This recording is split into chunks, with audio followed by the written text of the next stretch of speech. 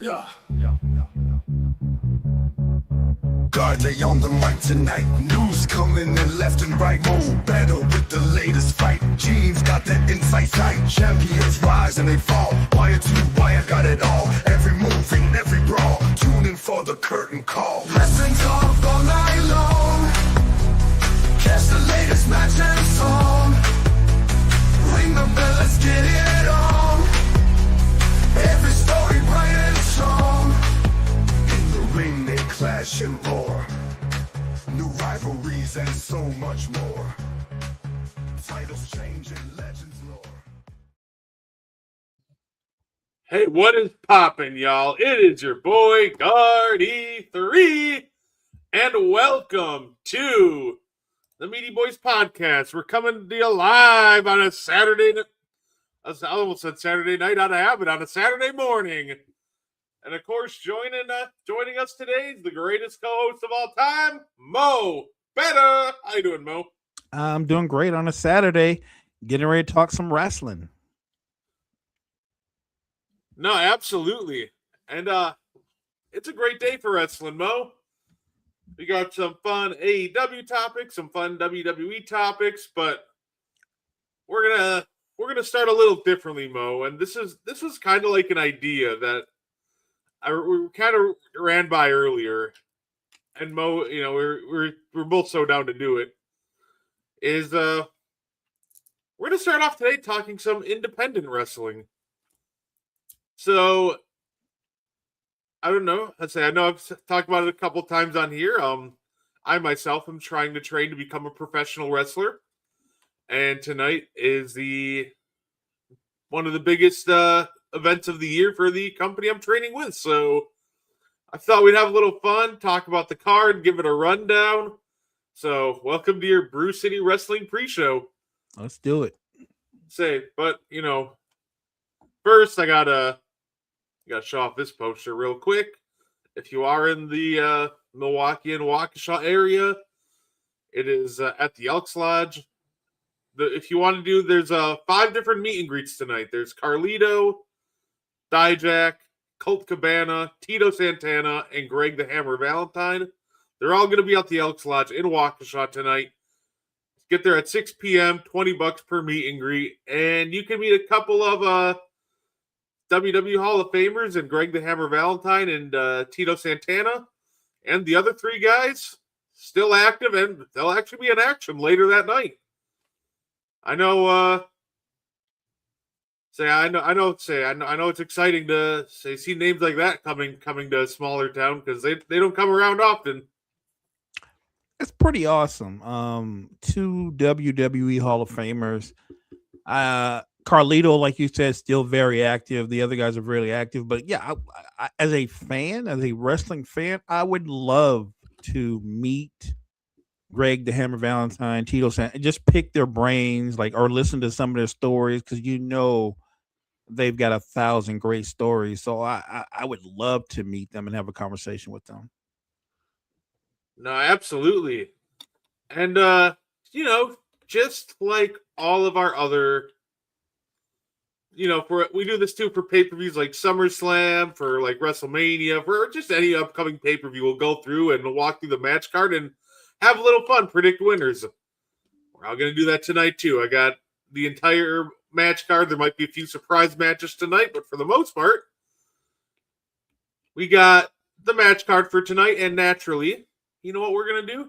Also going to introduce you to some very talented men and women of the company. So the first match I'm going to show off that we got going on tonight is we have ourselves a 5-way elimination match.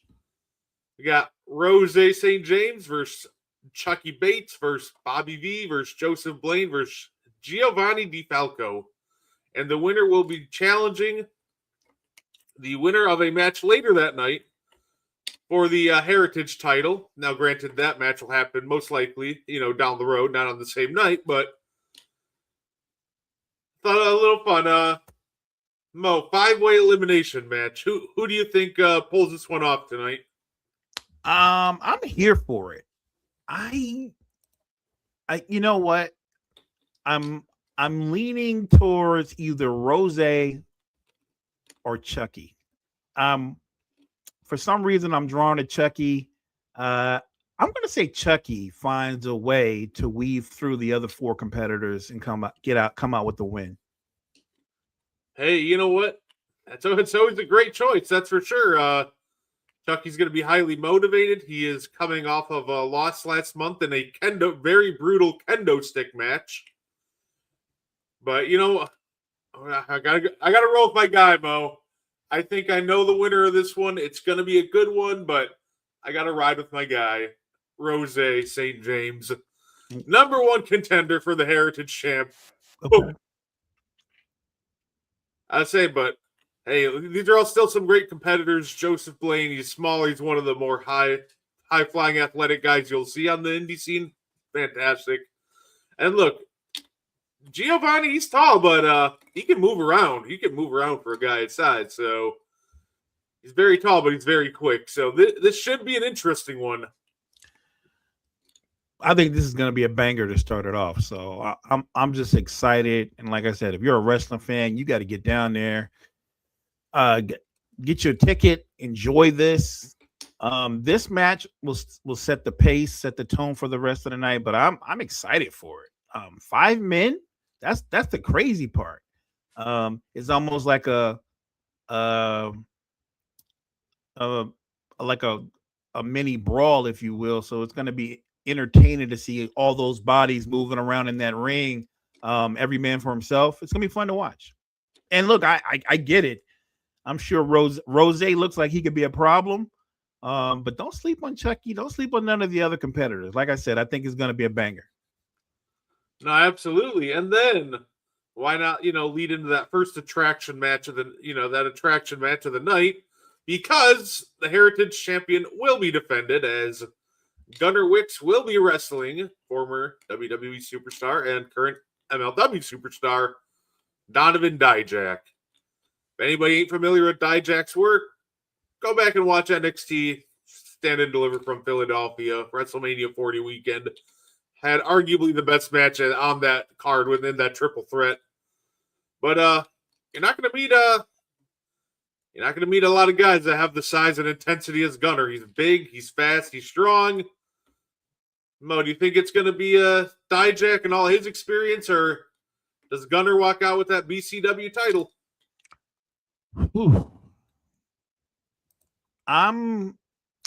Normally I would lean towards experience, but I think I'm going to go with Gunnar. I'm going to go with Gunnar. I'm going to go with the younger, maybe more talented guy in some ways. Look, experience usually rules out, but I'm going to go on gut. My gut says Gunnar. You know what? I can't fault you there, because I'm also going Gunnar too. I got a lot of faith that he's going to get the job done tonight. And then, hey, you know what? A little fun one. We got a mystery opponent for the Elks Lodge Championship tonight too. Yeti Henderson versus, mystery opponent. So I'm curious to see who that mystery opponent's going to be. No idea what's going to happen there.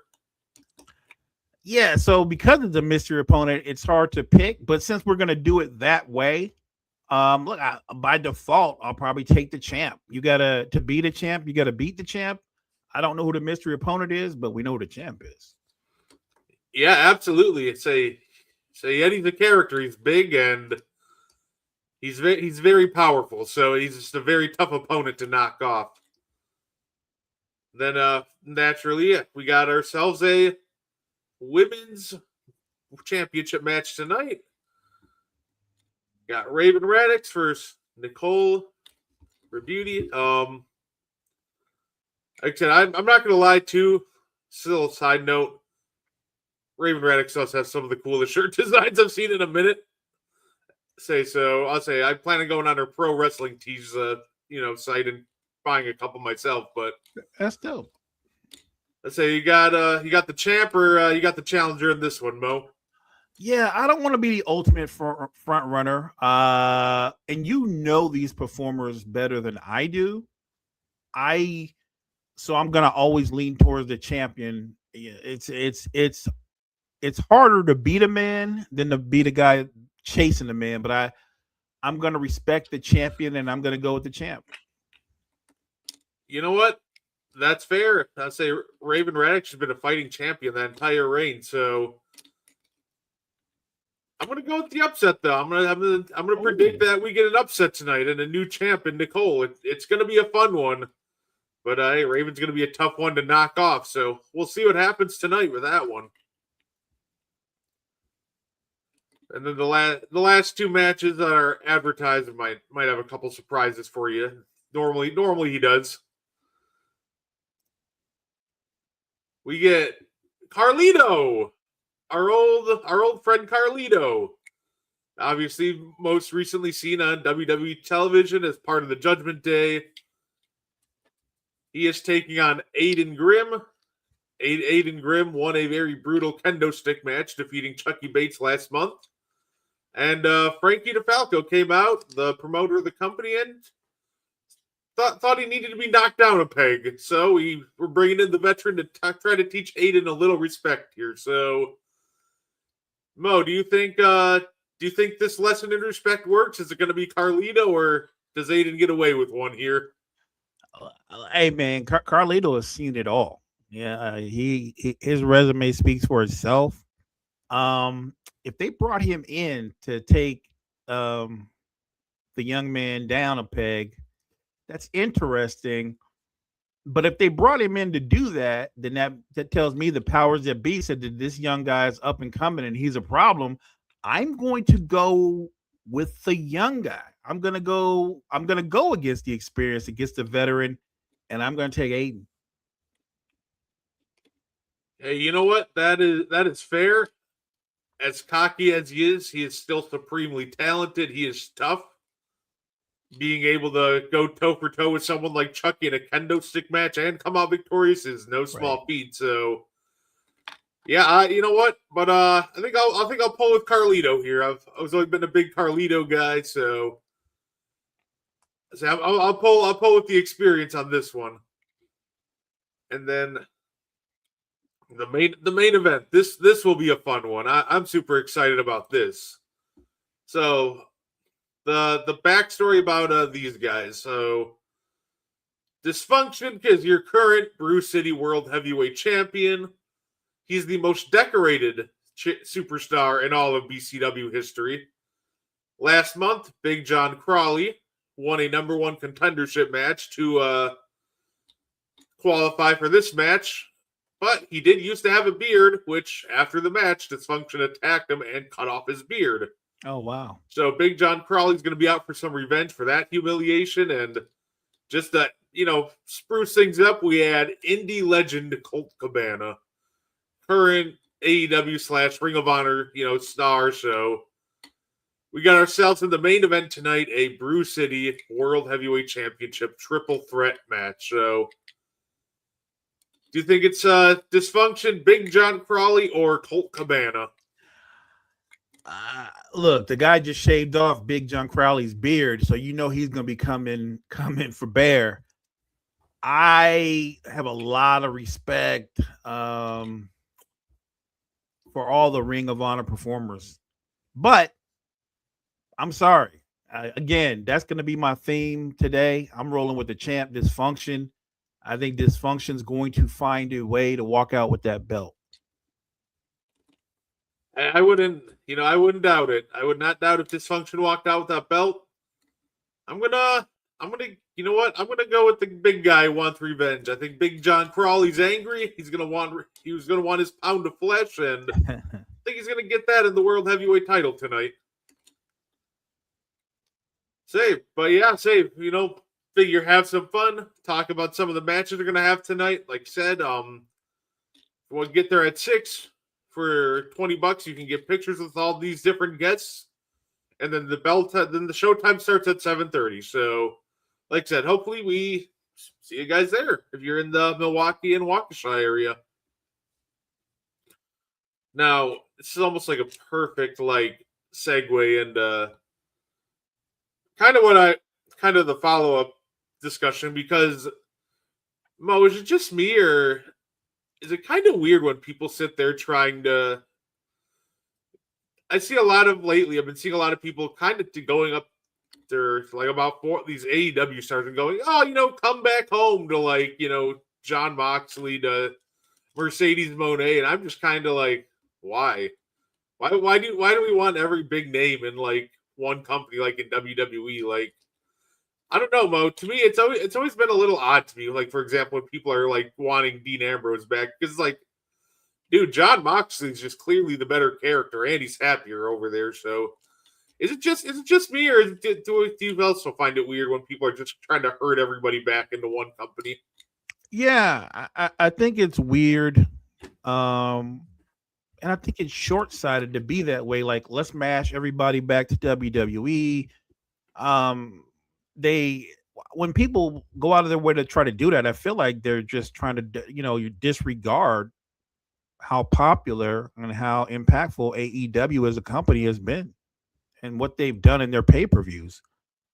And you're disregarding what performers like and don't like, what matters to them. Yes, money. Of course, they want to make money, and everybody would love to be able to make, obviously, the kind of money that a lot of the top WWE stars make. But I think a lot of them like the freedom that they get at AEW, what they can do with their characters. Dean Ambrose would never be as happy as he is right now being John Moxley and what he's doing with that character, and the impact that he's had in AEW if he went back to WWE. I feel like he would obviously get an initial pop. We'd all be excited in typical WWE fashion. A couple of months down the road, he'd be faded to black. And be an afterthought because they have so much. I don't think he wants that. I think he likes the fact that even when he doesn't hold a belt or a title in AEW, Moxley's impactful. He's a character that's always in the championship picture. He's a character that seems to be central to everything that happens in AEW. Going back to WWE, I just think he would not have that kind of impact. And the way they run things over there, I don't think he'd be happy.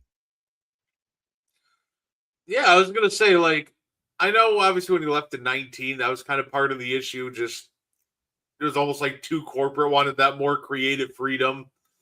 Yeah, now that he's got it, I just can't see him ever just wanting to go back to just the WWE is just more like corporate and rigid structure.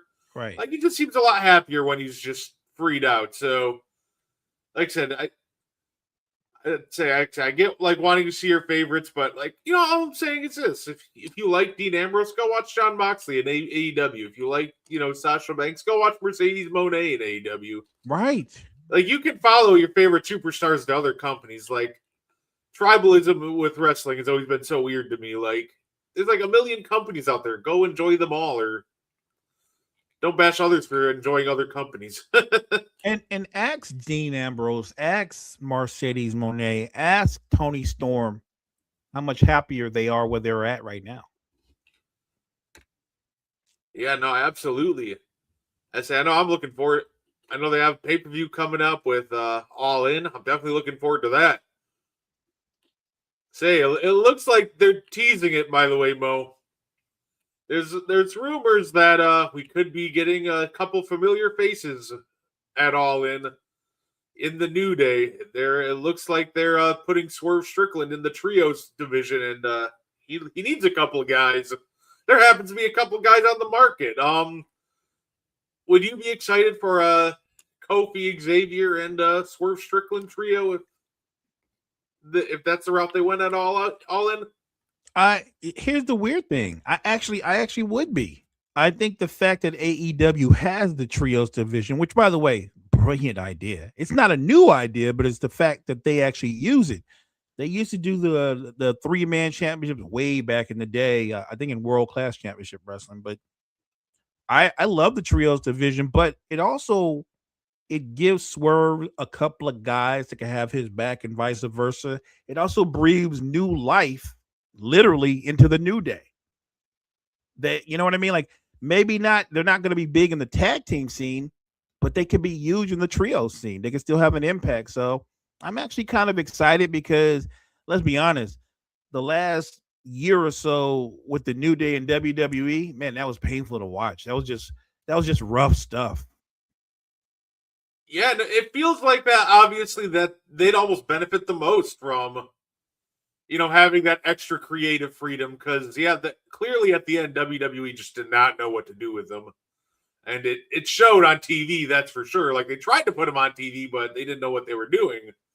So now we could potentially get these guys with a lot more creative freedom to tell their stories. And I think the New Day are about to remind a lot of people why they are one of the greatest tag teams of this generation. So I agree. I know like between that, a future showdown with them and the Elite would be a lot of fun. Like so many great ways to go if they do end up going and joining the trios division.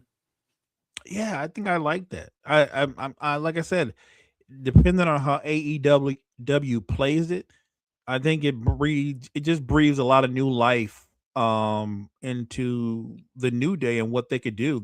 It gives them an opportunity. I guess what I'm trying to say is that they can have a second act. When you're veterans and you're not quite at the peak of your powers anymore, but you can still be entertaining, you can still be effective. And we've seen it. We've seen it from Lashley. We've seen it from Sheldon Benjamin. Like people forget that Sheldon Benjamin, I think he and Lashley are both pushing 50. But if you watch them and how they take care of their bodies, they're still pretty amazing in the ring to be pushing 50. I think AEW is really good at giving veterans the opportunity to have a second act. They've done it with so many other stars, so I'm really excited to see what they can do with the New Day. I'd say honestly, Mo, if I know we do like underrated player of the week for the NBA. If we did like underrated wrestler of the week, Mo, like I think one of the first names I'd probably end up bringing up would be Shelton Benjamin.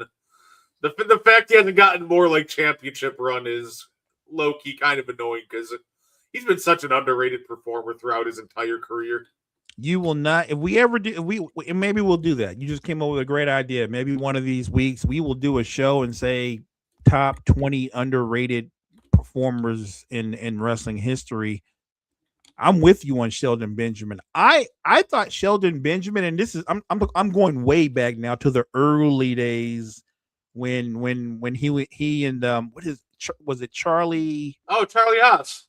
And they were kind of like basically Kurt's henchmen. I'm saying that to say this. In terms of his strength, his athleticism, his in-ring ability, I thought Sheldon Benjamin could have had a career that was slightly below Kurt Angle's. And obviously he's had a really good career, but there's a huge gap between the career he's had and the career Kurt Angle's had. Yeah, it really felt like it went off the rails for him in WWE when they because this is one of the first when I started watching Monday Night Raw. They saddled him with him bringing out his mama gimmick and his mom would help him win matches. I'm like, come on. Even back then, I'm like, what is this? Because I was like, Shelton, I think he's good enough to win matches without his mom needing to hit people with her, oxygen tank. Right. Yeah, you hit it on the head, partner. Sometimes they get everything right. I'm talking about from the idea to the character to the execution of the character in the ring. But other times you never know. I just think with Sheldon Benjamin, they were all over the place. Like, remember when he had the blonde hair and they tried to make they wanted him to be a heel, and they just never. I feel like with all his talent, they just never let him just be Sheldon Benjamin. He didn't have to have a slick name or a gimmick. Like, it's funny. They discovered maybe too late. You don't have to be necessarily great on the mic to be a great performer or star if you've got a great gimmick. I feel like what Sheldon Benjamin probably could have used more than anything in his life, he could have used Paul Heyman. I'd say because he definitely had it. Everywhere else. He had it in the ring for sure. He just needed a little help on the mic. the fact, like, to this day, that people are still talking about him and Shawn Michaels on that episode of Raw in the Gold Rush tournament, where the sweet chin music in midair is just, it's one of those things that you kind of go back watching Shawn Michaels highlights, and then you see that and you're like, how come they didn't do more with this guy? So, right. I'd say he's one of the long list of people who definitely deserved. I think he deserved more love. Me too. He deserved a bigger pop. I'm not saying a career that's on par with CM Punk or Seth Rollins, but he should have had a bigger career. That with all that talent. And the funny thing is, it reminds me of another performer who's currently in WWE who has pretty much very similar attributes to Shelton Benjamin, maybe not as powerful, but in terms of the high flying ability, the wrestling skills, he can do it all. And I feel like for whatever reason, and maybe it's because he's still part of this tag team, but I think Montez Ford is being dragged down when, as an individual, I feel like he should branch out and just be an individual performer, because there's no reason Montez Ford can't be wearing a U.S. belt or an Intercontinental title as an individual performer. It's funny too.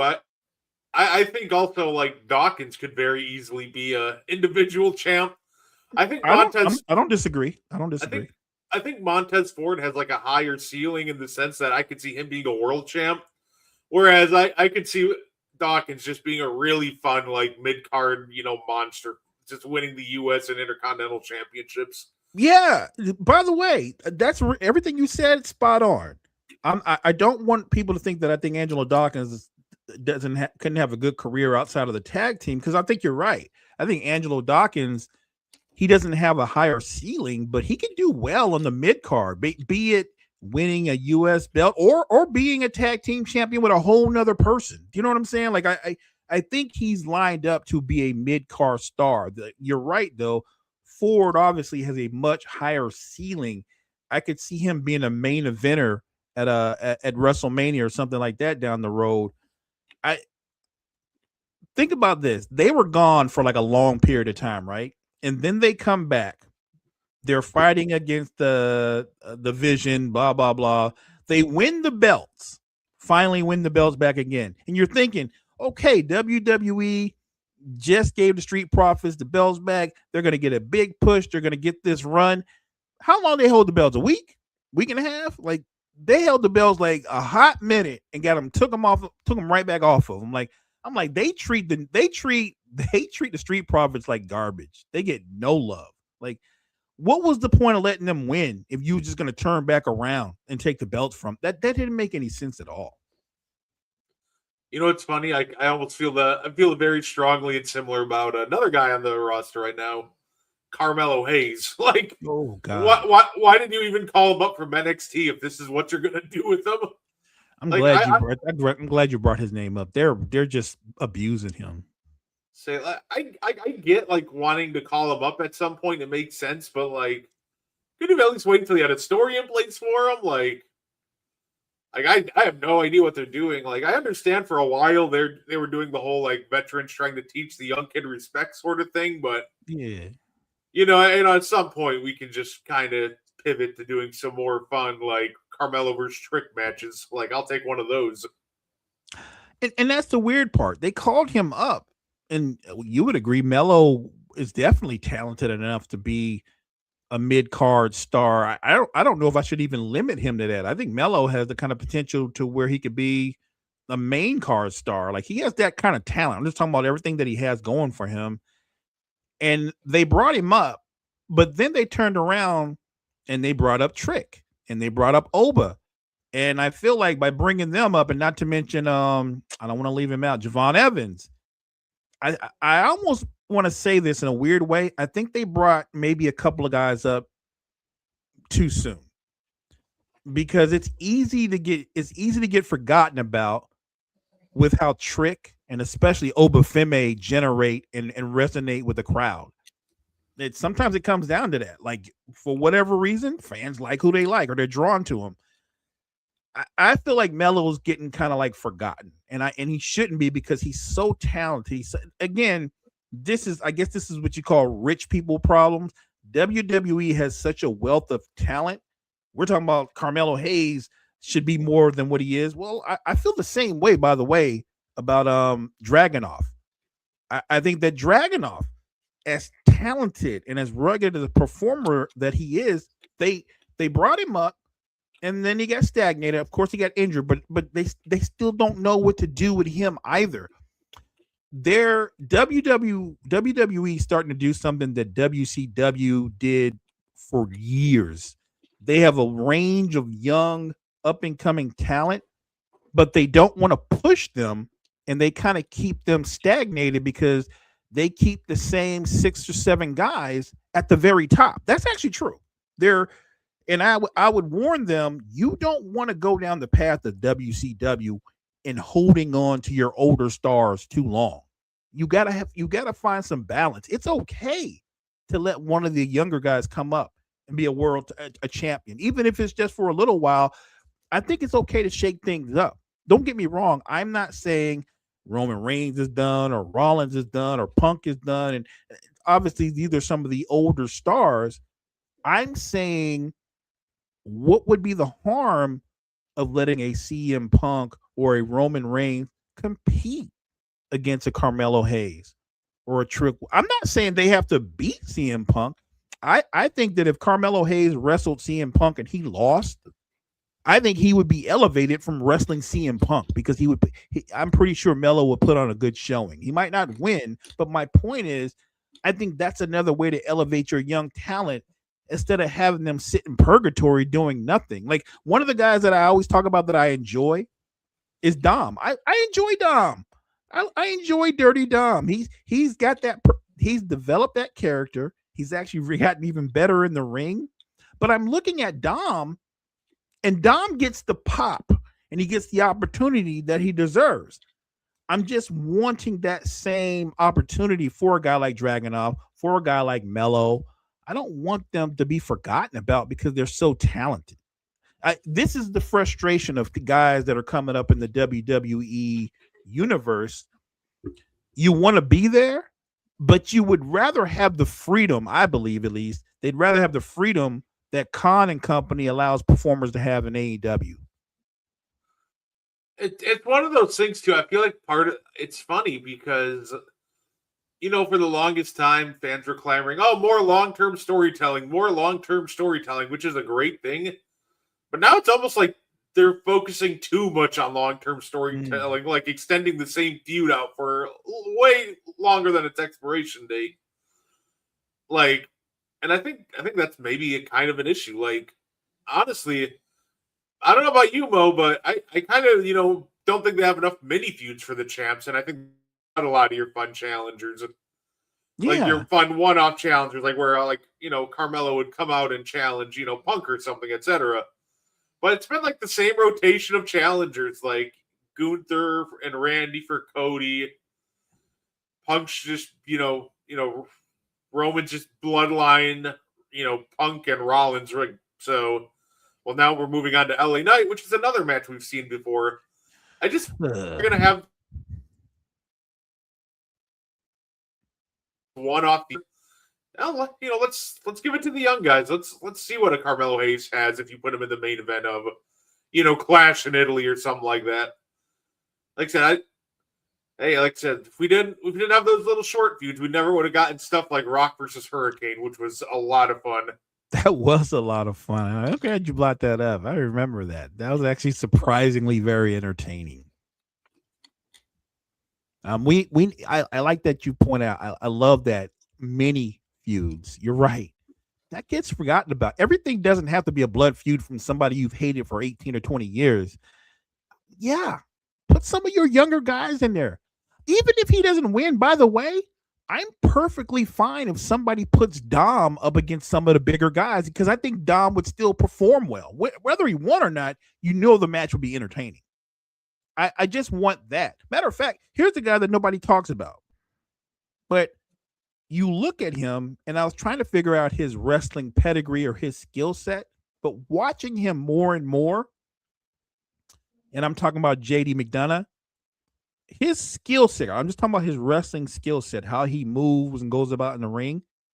JD McDonough's skill set says he should be a star. His skill, like he's a better wrestler than Dom is. You know what I mean? I'm just talking about on ability. He had his skill set says he has a similar skill set to, rest in peace. He has a very similar skill set to Chris Benoit. It's very similar. If you look at JD and how he moves in the ring and the way he comes up with all those different suplexes and submission holds, and then how he uses his head, it is very reminiscent of Chris Benoit. And I'm saying that to say JD is incredibly talented. I feel like JD McDonough should be a mid-card star. Like he should be a tag team champ or a U.S. Like I could see him being a mid-card star for the next 10 or 15 years. Say it. And that's somebody I definitely wouldn't mind seeing get a title match at some point. I think that'd be great. I am kind of shocked that we're gonna be I'm shocked that we're getting a Roman Reigns title match on free TV. That's rare in itself. I don't think they have the champions defend the title enough on TV. And I get you don't want to defend the world title every week, but we can't have a US or an Intercontinental title match like every other week or something. Like we don't need to reserve every champion for the pay-per-view is all I'm saying. I think that's a lost art, by the way, partner. I'm glad you brought it up. What they've done is they said every championship match is going to be basically at the pay-per-views. And you're right. I can remember watching wrestling when every now and then, like you said, it's not a regular thing, but every now and then you got some title matches on TV, on free TV. I think that brings in more fans. The idea that a title can change hands on a random night, be it on SmackDown or Raw, I think that adds more flavor to what's going on than, titles only change hands at pay-per-views. That's not realistic, especially when you're in a business where you're on the road and competing like 200 and something days out of the year. I would imagine titles they should be able to change hands at a house show, literally.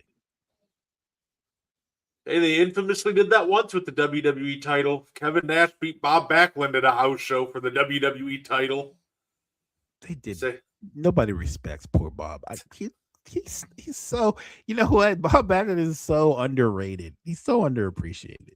It always throws me off when I see like longest WWE championship reigns ever. Like Bruno Sammartino, Bob Backlund. Like, all right, Bob, I see you. Good job. Yeah.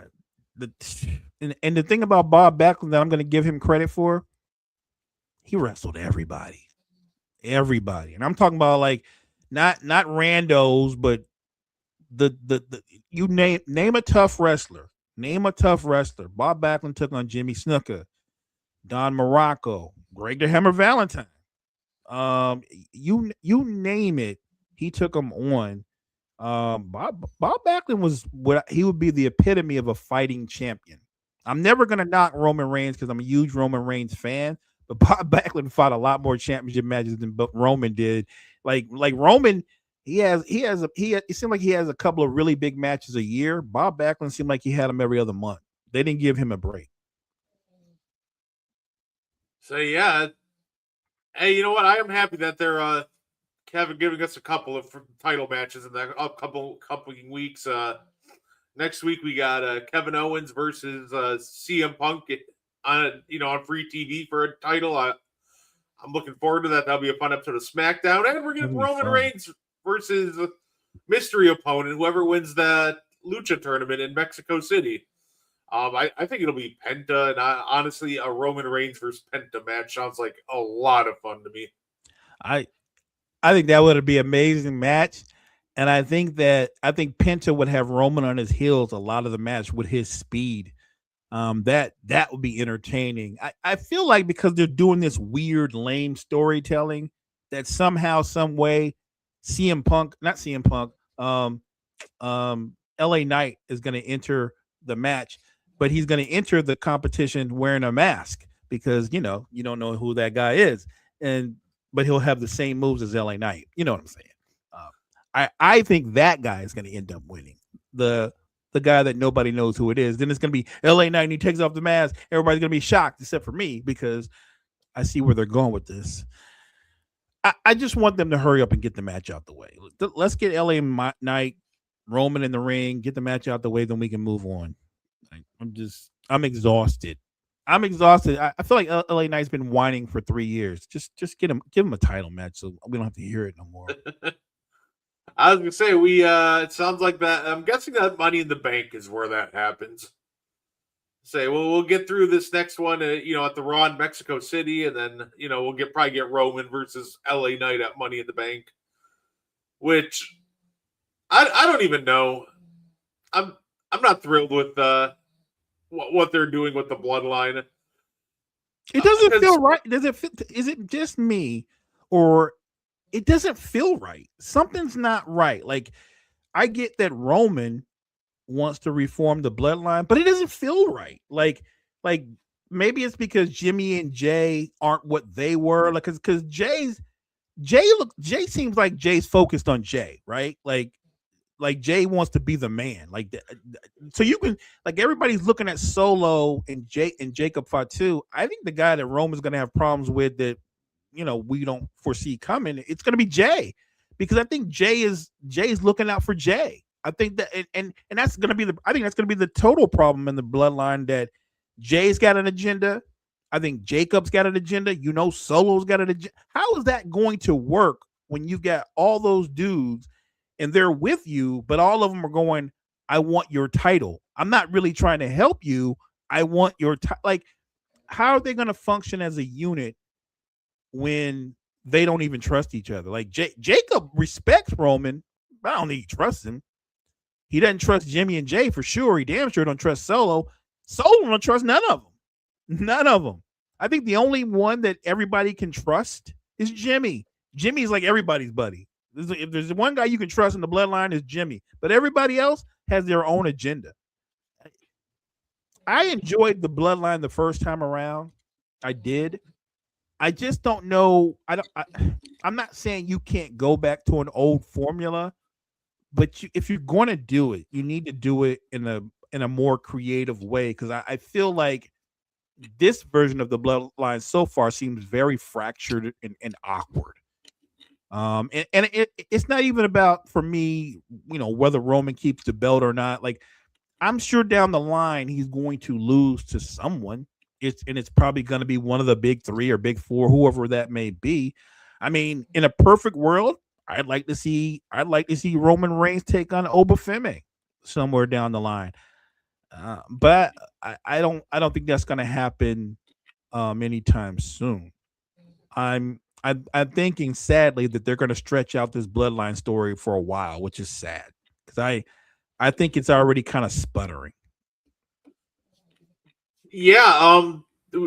What did Paul Heyman say back in 2023? We're at the bottom of the third inning with the bloodline story. Like, I don't even know what inning we're in now. Are we like the top of the 17th at this point? We're definitely an extra inning partner. We're in extra innings. Deep into extra innings. The bullpens are exhausted. This story was the bloodline stuff was very much getting old in 2023. But thankfully they had two fresh injections into it with Sami Zayn and The Rock, which was really able to keep it afloat for a lot longer than it should have. That's true. Honestly, after WrestleMania 40, there was really no reason to keep any sort of bloodline story going.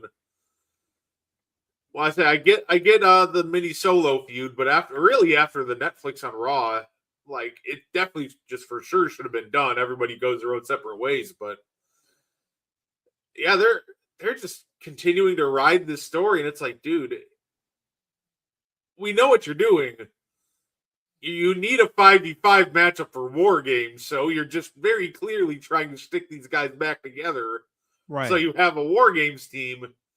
At least that's what it feels like to me, because it just doesn't make sense that Solo... This made me so mad, Mo, because I've always been high on Solo, the first Meaty Boyz of the year. We had some fun predictions, and one of my hot takes was, if babyface Solo becomes one of the most over stars in the company... And that actually started to happen. The crowd was going crazy for him. It did. Him mocking, Jay was always so funny. Like, he said, Jay said, "That's your warning shot." And Solo does he ducks down. He's like, "Is everybody okay? Did anybody get shot?" Like Solo. I'm telling you, they're making a mistake. Solo going against the bloodline. I actually think him going against them and staying against them makes them entertaining. Making him come back to the bloodline, I think, is a mistake. I know what they're going to do with that, but I love Solo being the anti-hero, if you will. Like, I think he's shown you he's got a lot more. Think about where he was when he first came to the bloodline. This guy's got a lot more personality than he. I mean, he's come a mile away in terms of his mic skills, his sense of humor, his timing. Like, Solo is money. And you're right. He's so over as a face. Here's the crazy part. I think he's so over as a face that Solo could co main event against Roman, right? Like, they're building him up to be that over to where I can see Solo and Roman for a championship, another championship match. I could see that. And I know a lot of people would say it doesn't make sense. I think it makes sense if you tell the right story.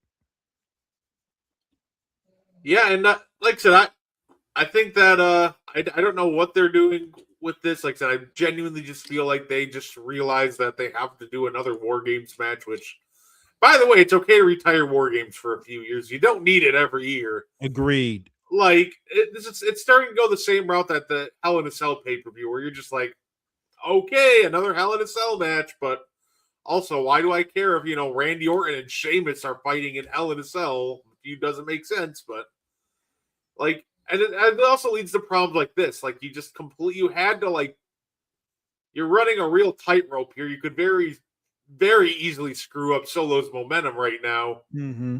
And for what? Just so we can get another War Games match? Like I said, I love War Games. It's a great concept when done right, but it just feels like that we're getting to the point where we're just kind of throwing together War Games teams and War Games matches just so we can say, hey, we had a War Games match this year, and that just feels like we're not doing it right at that point. Yeah.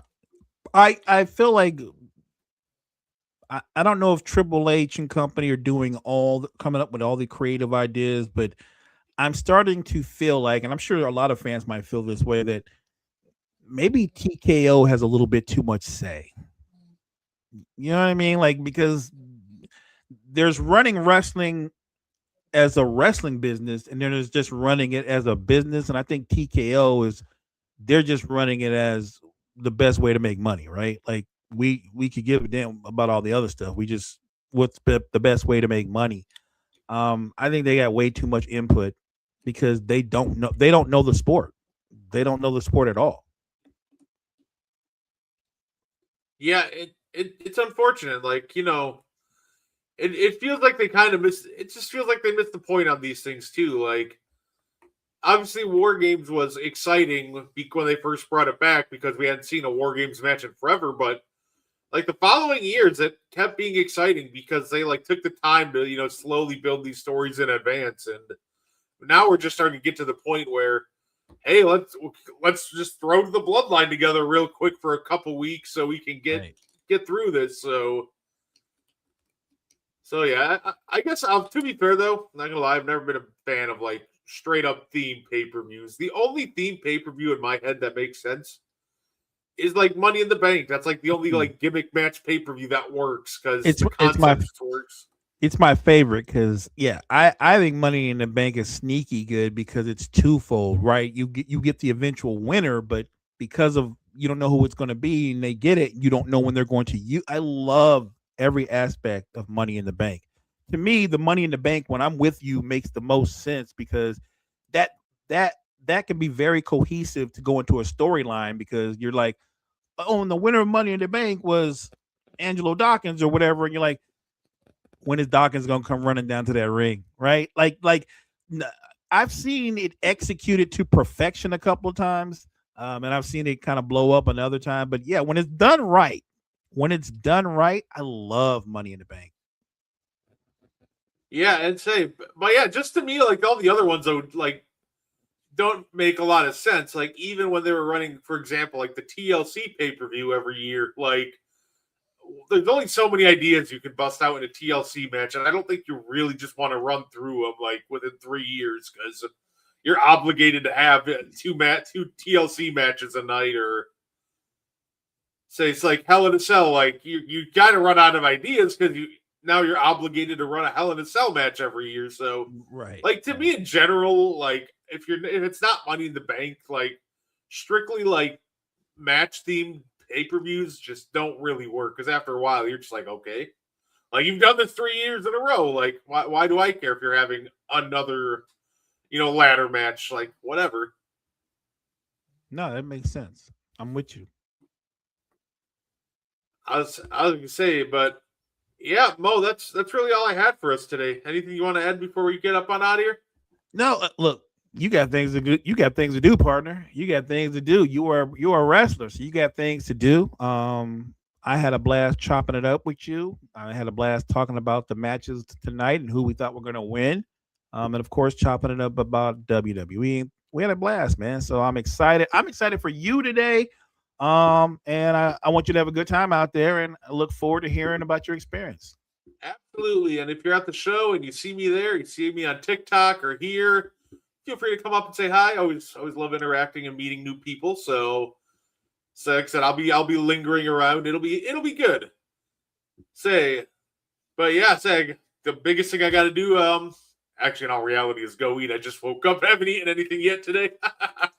You got to do that, partner. Get something in your stomach. You know what? But if you do get an opportunity at some point to talk to Tito Santana or Greg Valentine, man, you got to take advantage of that if you get the opportunity. No, absolutely. I definitely will. I'm hopefully going to meet all those guys tonight. It'd be really exciting. For sure. So with that being said, thank you guys for tuning in, and have yourself a good night.